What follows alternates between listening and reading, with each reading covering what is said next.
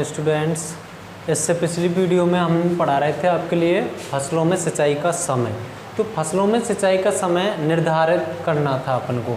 तो सबसे इसमें फर्स्ट पॉइंट मैंने पढ़ाया था पौधों के आधार पर। किसके आधार पर? पौधों के आधार पर। इसमें मैंने आपके लिए बताया था कि पौधे की बाहरी स्थिति देख करके, पौधे की पत्तियों की जल मात्रा माप करके और पत्तियों का तापमान माप करके और फसलों की क्रांतिक अवस्था के आधार पर पौधों सिंचाई की जाती है। तो ये पॉइंट इसमें लिखाए थे मैंने पौधों के आधार पर। अब दूसरा पॉइंट हम लिखाएंगे इसमें मृदा नमी के आधार पर। मृदा नमी,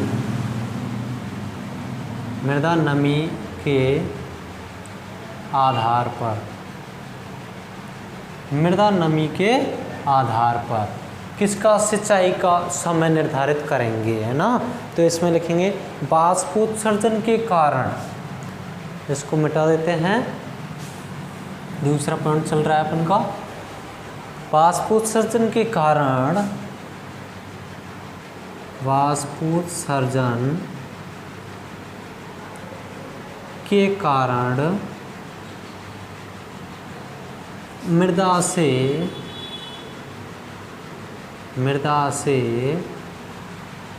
देखिए मृदा नमी के आधार पर, इसका मतलब नमी के आधार पर देखना है।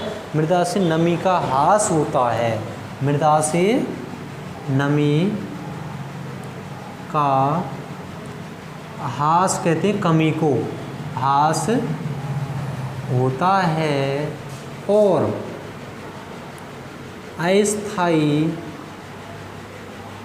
अस्थायी मिलानी बिंदु, अस्थायी मिलानी बिंदु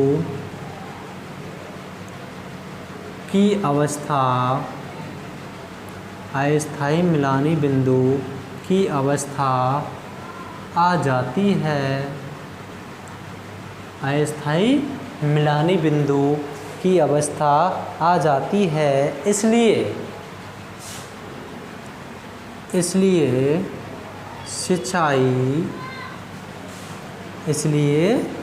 सिंचाई मृदा में नमी होने की, इसलिए सिंचाई मृदा में नमी होने की अवस्था पर ही कर देनी चाहिए।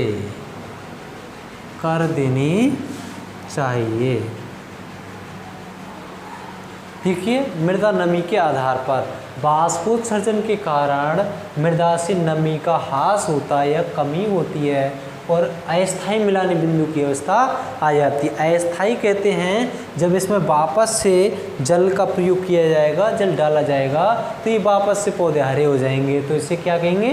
अस्थायी मिलानी बिंदु की अवस्था आ जाती है। इसलिए सिंचाई मृदा में नमी होने की अवस्था पर ही कर देनी चाहिए।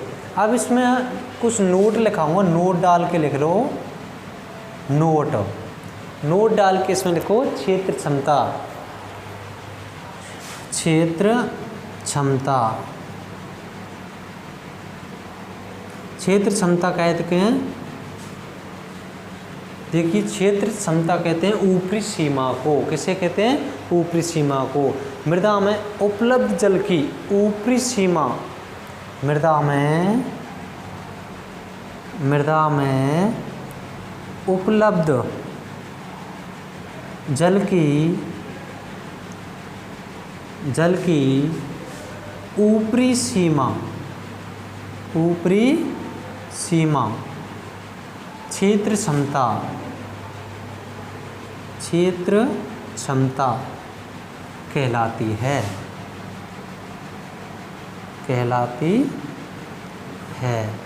देखिए क्षेत्र क्षमता किसे कहते हैं? मृदा में उपलब्ध जल की ऊपरी सीमा, जो मृदा में जल है वो ऊपरी क्षेत्र में, ऊपरी सतह में पाया जाता है, उसे क्या कहते हैं? क्षेत्र क्षमता कहते हैं। दूसरा लिखेंगे स्थायी मिलानी बिंदु। दूसरी नोट में लिखेंगे स्थायी मिलानी बिंदु, स्थायी मिलानी बिंदु। तो स्थायी मिलानी बिंदु ये क्या होता है? मृदा में उपलब्ध जल जो पौधों को प्राप्त नहीं हो पाता, मृदा में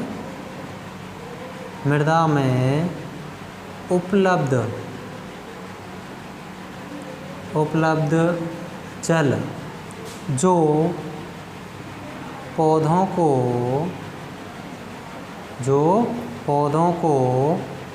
उपलब्ध, मृदा में उपलब्ध जल जो पौधों को उपलब्ध नहीं हो पाता और उसकी कमी से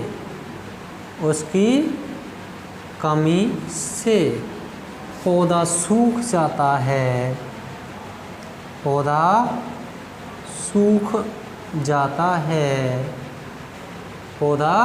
सूख जाता है, तो ऐसी अवस्था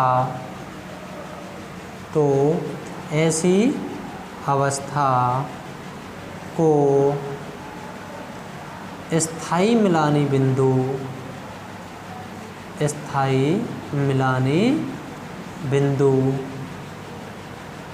कहते हैं। स्थायी मिलानी बिंदु क्या होता है? मृदा में उपलब्ध जल जो पौधों को उपलब्ध नहीं हो पाता है और उस कमी से पौधा सूख जाता है, तो ऐसी अवस्था क्या कहलाती है? स्थायी मिलानी बिंदु कहलाती है। दूसरा है प्राप्य जल। अगला और लिखेंगे, एक नोट में लिखना है प्राप्य जल। अगली नोट प्राप्य जल, ये क्या होता है? प्राप्य जल। अब इसको देखेंगे ये क्या होता है प्राप्य जल? क्षेत्र क्षमता तथा स्थायी मिलानी बिंदु। क्षेत्र क्षमता तथा स्थायी मिलानी बिंदु। क्षेत्र क्षमता तथा स्थायी मिलानी बिंदु के मध्य, स्थायी मिलानी बिंदु के मध्य जो जल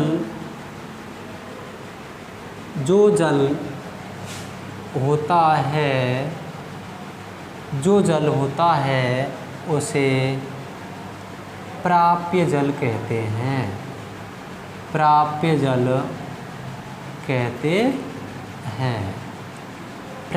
क्या होता है? क्षेत्र क्षमता कहते हैं ऊपरी सतह, और स्थायी मिलान बिंदु कहते हैं जो पौधे को प्राप्त नहीं हो पाता है, सबसे नीचे जल जो प्राप्त नहीं हो पाता। इन दोनों जलों के मध्य में जो जल होता है उसे क्या कहते हैं? प्राप्य जल, जो पौधों को प्राप्त होता है। अब पौधों को प्राप्त होने वाला जल कौन सा हो? केश का जल। यहाँ लिख देंगे पौधों को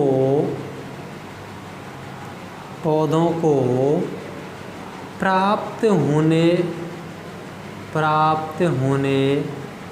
वाला जल केशिका जल होता है। केशिका जल होता है। कौन सा जल होता है? केशिका जल। केशिका जल होता है। अब जो ये प्राप्य जल है ना, इसी को जब ये प्राप्त हो रहा है पौधों को, तो इसी जल को हम कौन सा जल कहते हैं?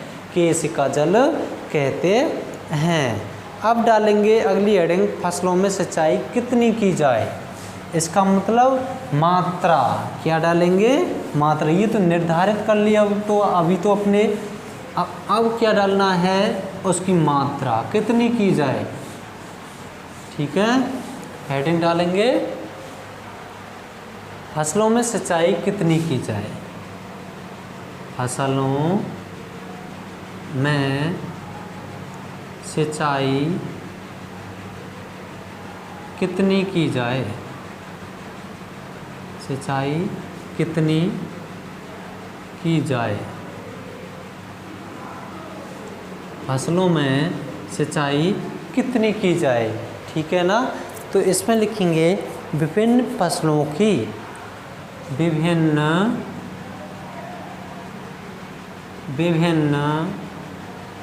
फसलों की जल मांग अलग अलग होती है। कैसी होती है? अलग अलग होती है। विभिन्न फसलों की जल मांग अलग अलग होती है। इसलिए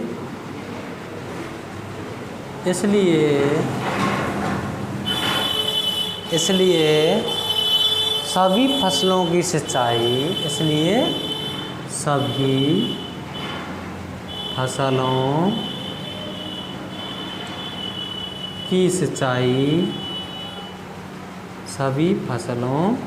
की सिंचाई उनकी क्रांतिक अवस्था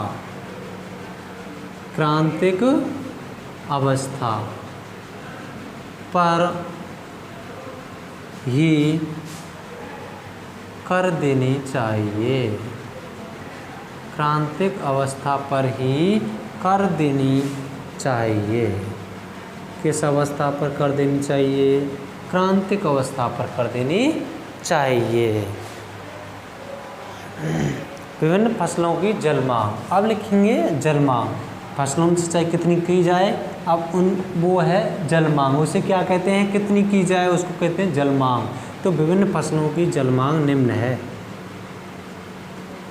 विभिन्न फसलों की जल मांग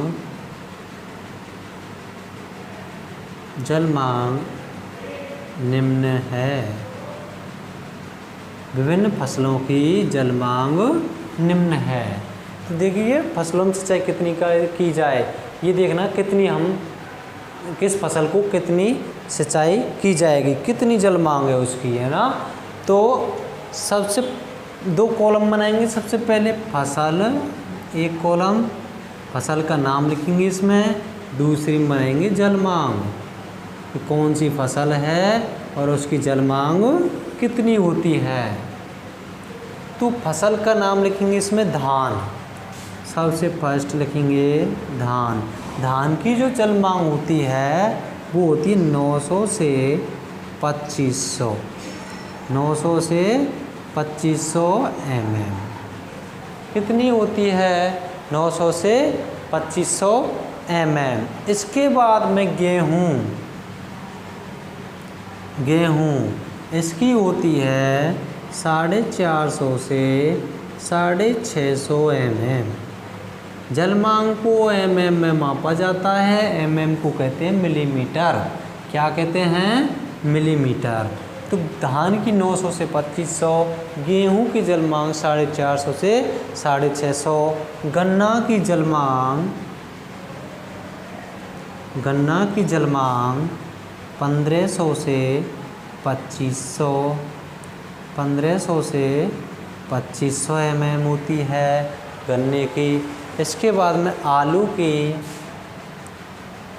की जल मांग 500 से 700 mm, 500 से 700 mm आलू की। इसके बाद में मूंगफली है, मूंगफली की जल मांग भी 500 से 700 mm होती है। इसके बाद में कपास आती है, कपास की होती है 700 से 1300 mm, 700 से 1300 mm। कपास के बाद में अपन का सोयाबीन आता है, सोयाबीन की होती है 500 से 700 mm, सोयाबीन की 500 से 700।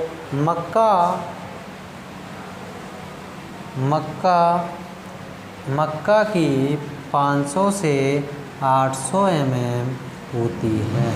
ये हुई हमारी फसलें। अब जलमांग का मतलब है फसल के लिए सिंचाई कितनी की जाए, कितनी की जाए, जल की कितनी आवश्यकता होती है, इसका मतलब है जल मांग का मतलब उसकी कितनी मांग है जल की फसल में, है ना। तो धान होती है, धान की 900 से 2500 mm होती है, मिलीमीटर होता है ये। mm का मतलब गेहूं की 450 से 650 mm, गन्ना की 1500 से 2500 mm, आलू की 500 से 700, मूंगफली 500 700, कपास 700 से 1300, सोयाबीन 500 700, मक्का 500 से 800। ये हुई हमारी विभिन्न फसलों की जल मांग, ठीक है ना। अब देखिए इनको हमें याद करना है मोस्टली, क्योंकि ये चीज़ें आपकी कंपटीशन लेवल में भी आती हैं। 12th के अलावा कंपटीशन में भी यहाँ से क्वेश्चन आता है।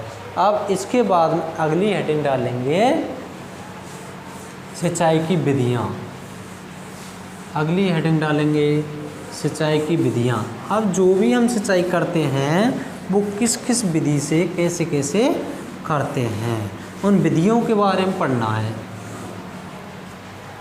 हेडिंग डालेंगे सिंचाई की विधियाँ। सिंचाई की विधियाँ, सिंचाई की विधियाँ। अब कौन कौन सी विधि होती है सिंचाई की?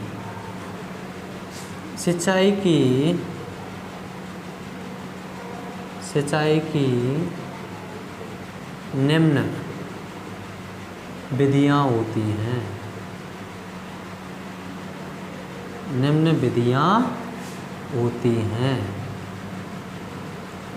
सिंचाई की निम्न विधियाँ होती हैं, तो इसमें सबसे फर्स्ट पढ़ेंगे चौकेवार द्रोणी सिंचाई विधि। चौकेवार द्रोणी सिंचाई विधि, द्रोणी सिंचाई विधि।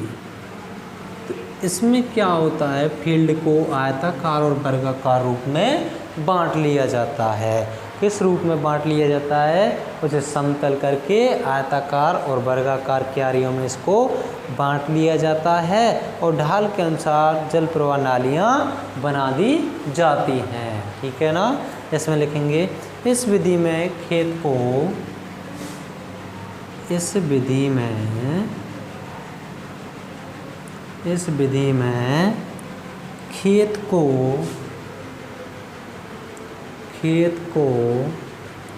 समतल करके,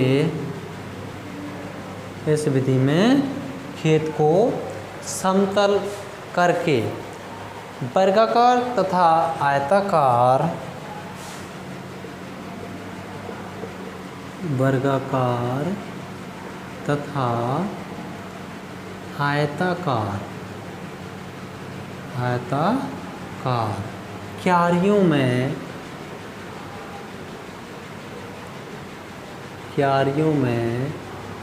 बांट दिया जाता है। कैसी क्यारियों में बांट दिया जाता है? समतल करके वर्गाकार तथा आयताकार क्यारियों में बांट दिया जाता है और ढाल के अनुसार,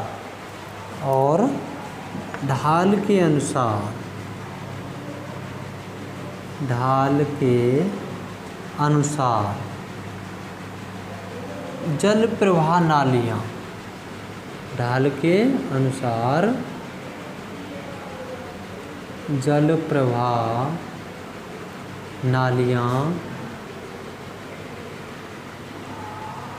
प्रवाह नालियाँ बना दी जाती हैं,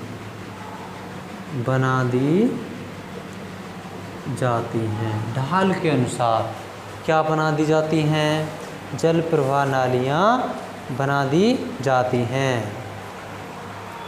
जल प्रवाह नालियाँ बना दी जाती हैं क्यारियों को पानी से और क्यारियों को और क्यारियों को पानी से भर दिया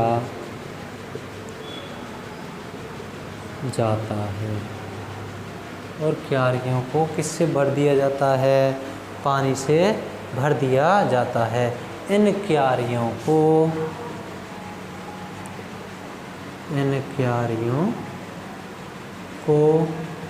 चौकेबार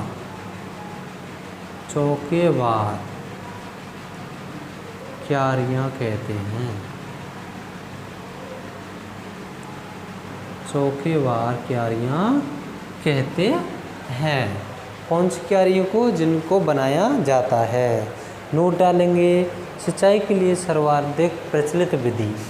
नोट डालो। सिंचाई के लिए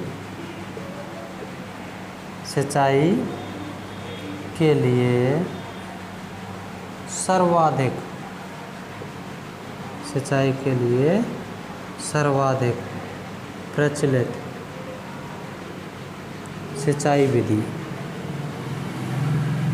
सर्वाधिक प्रचलित सिंचाई विधि चौकेबार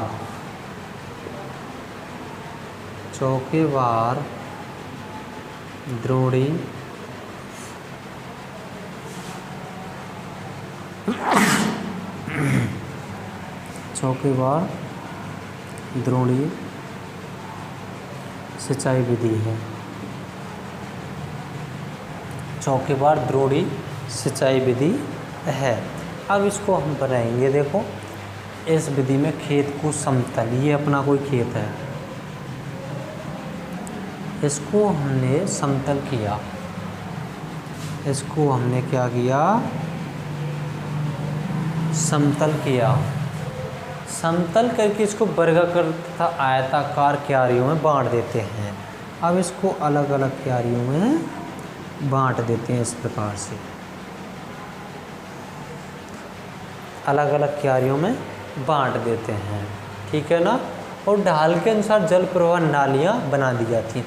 अब ढाल के अनुसार ही हम क्या बना देते हैं? जल प्रवाह नालियाँ। यदि इधर को ढलान है तो यहाँ जल प्रवाह नालियाँ, जल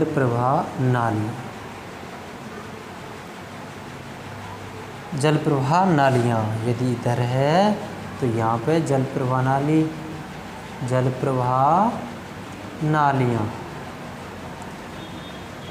ये जल प्रवाह नाली। ठीक है ना? और यदि इधर को ढलाना है तो उधर बना देंगे। जल प्रवाह नालियाँ बना दी जाती हैं और क्यारियों को पानी से भर दिया जाता है। और इन क्यारियों को पानी से भर दिया जाता है। ठीक है? इस विधि को कौन सी विधि कहते हैं? चौकेबार द्रोणी सिंचाई विधि।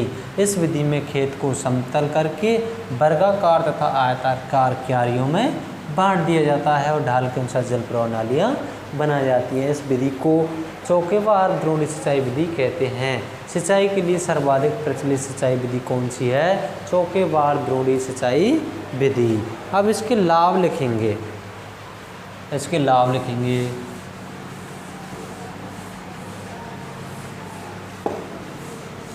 चौकेबार द्रोणी सिंचाई विधि के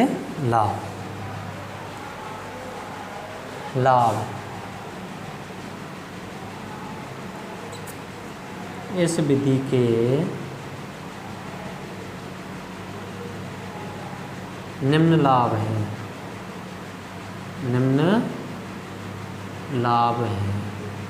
अब इस विधि के कौन कौन से लाभ हैं? सबसे फर्स्ट लाभ है अधिक जल का उपयोग किया जा सकता है। अधिक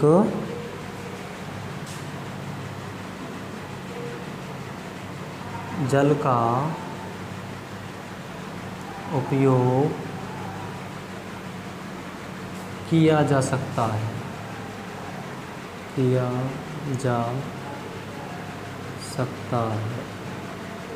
अधिक जल का उपयोग किया जा सकता है। सबसे पहला लाभ है ये। दूसरा है अपवाह अंतःस्रवण, अंतःस्रवण इसका मतलब है अपवाह, पानी का तेज बहाव। अंतःस्रवण अंदर की ओर जाना। अपर्दन, अपर्दन, अपर्दन आदि में कमी होती है। यदि हम इस विधि को अपनाते हैं तो अपवाह कहते हैं तेज बहाव, तेज बहाव को हम कम कर सकते हैं। अंतःस्रवण कहते हैं अंदर की ओर लीचिंग के माध्यम से पानी का जाना। अपर्दन कहते हैं मृदा का कटाव होना। आदि में कमी होती है इस विधि का प्रयोग करने से। अगली बात है, तीसरा पॉइंट है, जल का वितरण संपूर्ण खेत में समान होता है। जल का वितरण संपूर्ण खेत में, संपूर्ण खेत में समान होता है। जल का वितरण संपूर्ण खेत में कैसा होता है? समान होता है। चौथा पॉइंट है, यह एक सरल विधि है। सरल विधि है। कौन सी है? चौकेबार द्रोणी सिंचाई विधि। लाभ हो गए। अब इसकी सीमाएं लिखेंगे। क्या लिखेंगे? इसकी सीमाएं। कौन कौन सी सीमाएं हैं इसकी? सीमाएं, सीमाएं इसकी निम्न सीमाएं हैं। इसकी निम्न सीमाएं हैं। इसकी निम्न सीमाएं। नंबर 1, सिंचाई के लिए बनाई गई नालियों से भूमि का अधिक भाग, सिंचाई के लिए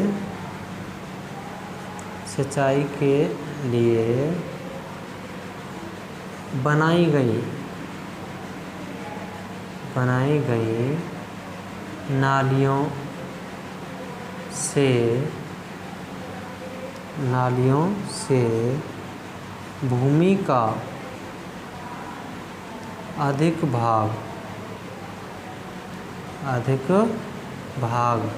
क्या है कि वो वेस्टेज में जाता है तो उपयोग नहीं हो पाता। अधिक भाग बुवाई के काम नहीं आता। बुवाई के काम नहीं आता। तो देखिए, जब हम नाली बना रहे हैं तो उनमें वेस्टेज तो हो ही रही है अपन की, तो उसमें अपन उपयोग में नहीं ले सकते उसको। दूसरी बात है, नालियों के कारण खेत में मशीनों के उपयोग। नालियों के कारण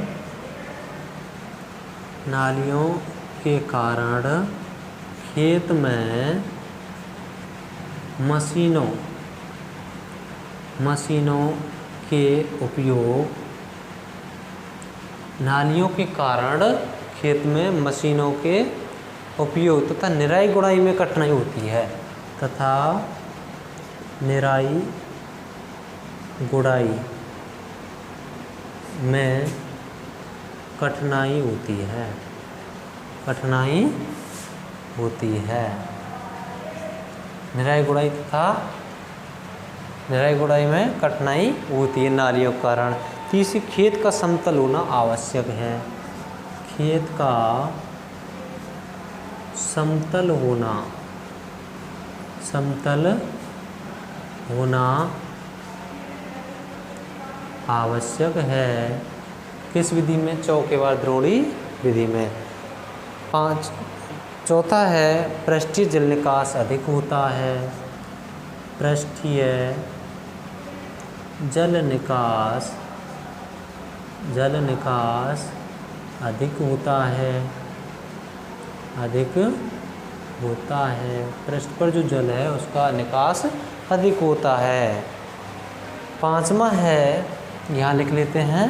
पांचवा है, खेत की तैयारी में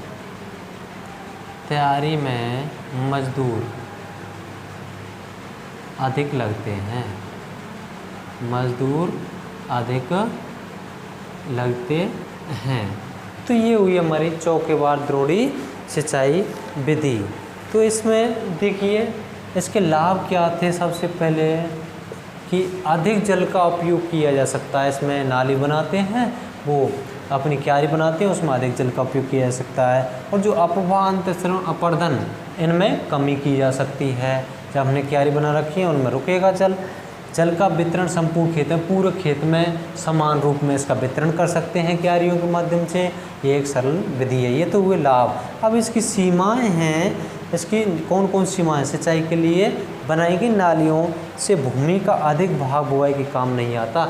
जो हम नाली बनाते हैं उनसे भूमि व्यर्थ चली जाती है और बुआई काम नहीं आता। दूसरा है नालियों के कारण खेत में मशीनों का उपयोग तथा निराई गुड़ाई में कठिनाइयाँ आती है। निराई गुड़ाई में भी नालियों के कारण कठिनाई आती है। तीसरी बात, खेत का समतल होना आवश्यक है। इस विधि में यदि हम प्रयोग करेंगे सिंचाई का तो समतल करना पड़ेगा खेत। चौथी बात, पृष्ठीय जल निकास अधिक होता है। पृष्ठ पर जो जल होता है उसका निकास अधिक होता है। पांचवी बात, खेत की तैयारी में मजदूर अधिक लगते हैं। इस प्रकार से ये हमारी सिंचाई की विधि, चौकीवार द्रोणी सिंचाई विधि कंप्लीट हुई। इसके बाद में सेकंड कराएंगे बॉर्डर पट्टी सिंचाई विधि। इसको हेडिंग डाल लीजिए, बॉर्डर पट्टी सिंचाई विधि। दूसरी सिंचाई विधि है बॉर्डर पट्टी सिंचाई विधि। सिंचाई विधि अब इसको हम आगे अगली वीडियो के माध्यम से आपको बताएंगे। इस वीडियो को यहीं ऑफ करते हैं। Okay, thank you.